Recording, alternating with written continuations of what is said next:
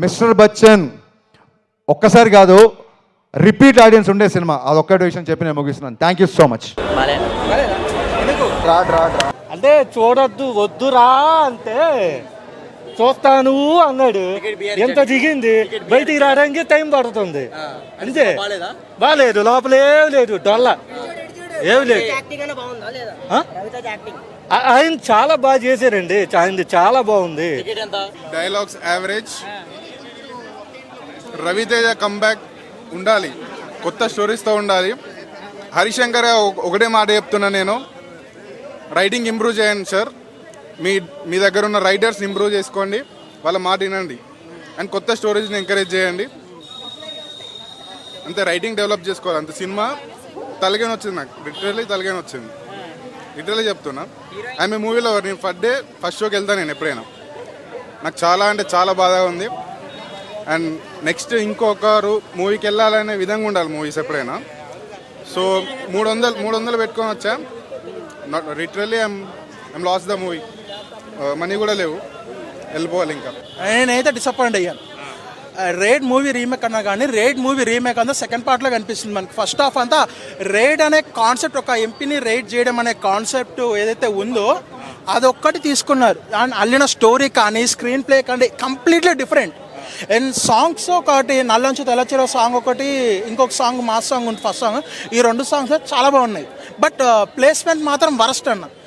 First half చూసుకుంటే కనుక మనకి రవితేజ గారు ఎంట్రీ ఒక ఎనర్జీలో ఉంటుంది, మనకి కంప్లీట్ హై ఇస్తుంది.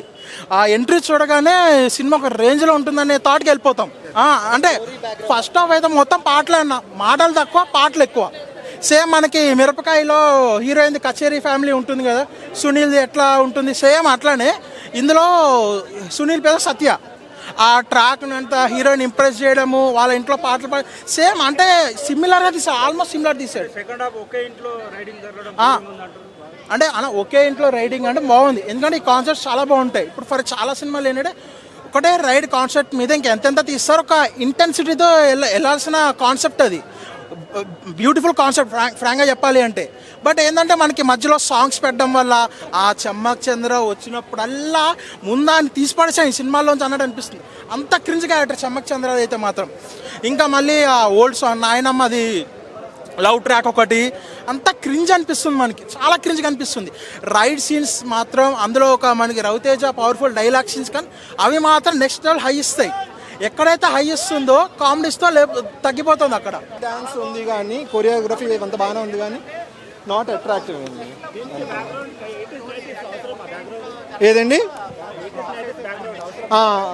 అంటే అది 90s 80s 90sలో తీసిన మూవీ లాగా ఉంది. బ్యాక్గ్రౌండ్ వర్క్ అంతా బాగానే ఉంది. కాంబినేషన్ అసలు హీరోయిన్ నప్పలేదండి. డైరెక్టర్ను ఇది ఎక్స్పెక్టేషన్ ఎక్కువైపోయింది. హరీష్ శంకర్ గారును ఇంత మాస్ మహారాజా కీను ఫుల్ ఎంటర్టైనింగ్గా ఉంటుంది అనుకున్నాము. ఏదండి షాక్ అని చెప్పలేము, 1 టైం వాచ్ అంతే. రెండోసారి అట్రాక్టివ్గా మళ్ళీ తీసుకొని వెళ్ళిపోదాము. ఈడియట్ సినిమా అయితే నేను 7 సార్లు చూశాను నేను, అలాగా ఒక రోజు తప్పితే ఒక రోజు. బట్ అలాగేం అవ్వలేదు, అది ఎక్స్పెక్టేషన్. గబ్బర్ సింగ్ అంటారా, ఇక్కడే నేనేమో లైన్లు కాసి కొట్టుకొని తీసుకున్నాము, అది లేదు, అప్పులు లేదు. ఇక్కడికి వచ్చి మళ్ళీ ఇంటికి వెళ్ళిపోతున్నాను తప్పితే మళ్ళీ వెళ్దామని రెడీ అయిపోయాను నేను. కానీ అంత లేదు. సాంగ్స్ నాట్ అట్రాక్టివ్ అండి, సాంగ్స్ అంత బాగాలేవు అంతా. ఏదండి సిద్ధు గెస్ట్ అపీరియన్స్ వస్తాడు, సిద్ధు జనరల్గడ్డ వచ్చేసి ఒక ఫైట్లో వచ్చేసి వెళ్ళిపోతాడు అంతే. ఫస్ట్ 2-3 డైలాగులు ఉంటాయి. 24 క్యారెట్ గోల్డ్ చూసానరా కానీ 24 క్యారెక్టర్ చూడలేదు అన్నారు. వావ్, ఈ సినిమా అంతా ఇలాగే కంటిన్యూ అవుతుంది అనుకున్నాం కానీ అది ఏదండి గోల్డ్ అనేసి చెప్పలేము, but not to the expectations. Cinema పర్లేదు బ్రో, ఒకసారి చూడొచ్చు. సినిమా పర్లేదు, ఒకసారి చూడొచ్చు. ఏంటంటే ఇప్పుడు ప్రతి ఒక్క డైరెక్టర్ హీరో చేసే తప్పు ఏంటంటే ప్రొడ్యూసర్లు వీళ్ళందరూ ప్రేక్షకులతో కూర్చొని సినిమా చూడరు, అక్కడ ల్యాప్టాప్లో చూస్తారు సినిమాని. ల్యాప్టాప్లో సినిమా చూస్తే అసలు ప్రేక్షకులు ఎలా రియాక్ట్ అవుతున్నారో తెలియదు. సో నేను చెప్పేది ఏంటంటే ప్రొడ్యూసర్లు కానీ డిస్ట్రిబ్యూటర్లు కానీ అలాగే హీరో కానీ హీరో గారు కానీ లేకపోతే దాని ఏమంటే డైరెక్టర్లు కానీ అసిస్టెంట్ డైరెక్టర్లు కానీ వీళ్ళందరూ చేయాల్సిన పని ఏంటంటే ఫస్ట్ ప్రేక్షకులతో కలిసి సినిమా చూడాలి. ఎంతసేపు రివ్యూవర్లు తిరిగితే ఏమీ రాదు. రివ్యూవర్లకు ఏమైనా డబ్బులు ఇస్తున్నారా? ఏమీ ఇవ్వట్లేదు కదా. సినిమాలో ఏం నచ్చిందంటే సినిమాలో డైరెక్షన్ నచ్చింది, సినిమాలో స్టోరీ కూడా పర్లేదు, బాగానే ఉంది. నా వరకు అయితే నేను చెప్పేది ఏంటంటే సినిమా ఒకసారి చూడొచ్చు బ్రో. కాకపోతే వీళ్ళు చేసే తప్పేంటంటే సినిమాని ప్రేక్షకులతో కలిసి చూడరు. సినిమా ప్రేక్షకులతో కలిసి చూస్తే డైరెక్టర్లకు కానీ ప్రొడ్యూసర్లకు కానీ హీరోలకు కానీ ఒక ఐడియా వచ్చింది అనమాట. ఇప్పుడు 3 గంటలు సినిమా ప్రేక్షకులు ఏం రియాక్ట్ అవుతున్నారు, దేనికి ఎలా రియాక్ట్ అవుతున్నారు అని తెలిసిద్ది. ప్రేక్షకులతో కూర్చొని సినిమా చూడాలి. ప్రొడ్యూసర్లు కానీ డిస్ట్రిబ్యూటర్లు కానీ హీరోలు కానీ డైరెక్టర్లు కానీ అసిస్టెంట్ డైరెక్టర్లు కానీ అందరూ. అది నేను చెప్పేది. ఈ సినిమా అయితే దాదాపు ఒక 50 కోట్లు కలెక్ట్ చేస్తుందని నేను అనుకుంటున్నాను. ఓవరాల్గా సినిమా చెప్పాను కదా బ్రో, ఒకసారి చూడొచ్చు. పాత్రికేయుల గురించి మాట్లాడకపోతే నాకు నిద్ర పట్టదు, వాళ్ళకి నిద్ర పట్టదు. ఈ మధ్య మీరు చూస్తుండొచ్చు, మా క్వశ్చన్ అండ్ ఆన్సర్స్ అవ్వచ్చు, లేకపోతే మిస్టర్ బచ్చన్ సందర్భంగా నేను చేసిన ఇంటర్వ్యూస్ అవ్వచ్చు, లేకపోతే మీడియా ఇంటరాక్షన్ అవ్వచ్చు. నా ఫ్రెండ్స్ కూడా చెప్తున్నారు, కొంతమంది నా స్టేబులర్స్ కూడా చెప్తున్నారు, ఎందుకంత ఓపెన్గా మాట్లాడుతున్నావు, ఎందుకంత గట్టిగా మాట్లాడుతున్నావు. మరొక్క మారి నేను పాత్రికేయ మిత్రులందరికీ మనవి చేస్తున్నా, నేను మాట్లాడేటప్పుడు ఆపోజిట్ ఎవరున్నారని ఇంకొకసారి చూడండి. మీరు దయచేసి మీరు చూడండి. ఖచ్చితంగా ఇది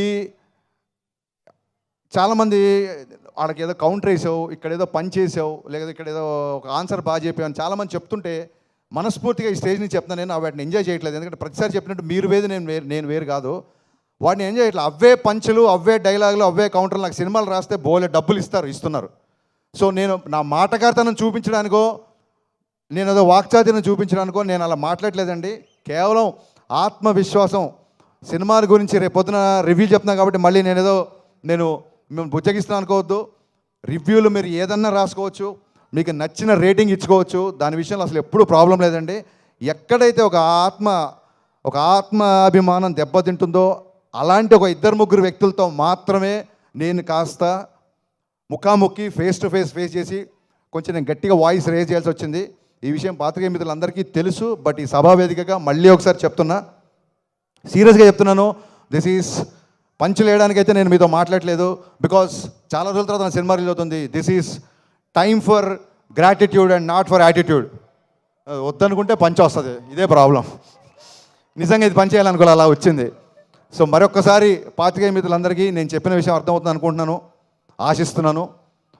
థ్యాంక్ యూ సో మచ్. ఇప్పటివరకు మా సినిమా సపోర్ట్ చేసిన అందరికీ అండ్ కర్నూలు పోలీస్ విభాగానికి మరొక కృతజ్ఞతలు చెప్పుకుంటూ మళ్ళీ చెప్తున్నా, August 15th grand release, August 14th 7:05 నుంచి ప్రీమియర్స్తో ఈ సినిమా మీ ముందుకు రాబోతోంది. ఇప్పుడు ఆపరేషన్ లేకుండానే మోకాళ్లకు ప్లాస్మా ట్రీట్మెంట్. మీ ఆర్థోపెటిక్ సమస్యలన్నిటికీ రోబోటిక్ టెక్నాలజీ ద్వారా తక్కువ ఖర్చుతో శాశ్వత పరిష్కారం. Free consultation. ప్రతి ట్రీట్మెంట్ పై 20% డిస్కౌంట్. ఈ ఆఫర్ కొద్ది రోజులు మాత్రమే. త్వరపడండి. V9 hospitals 9281465842.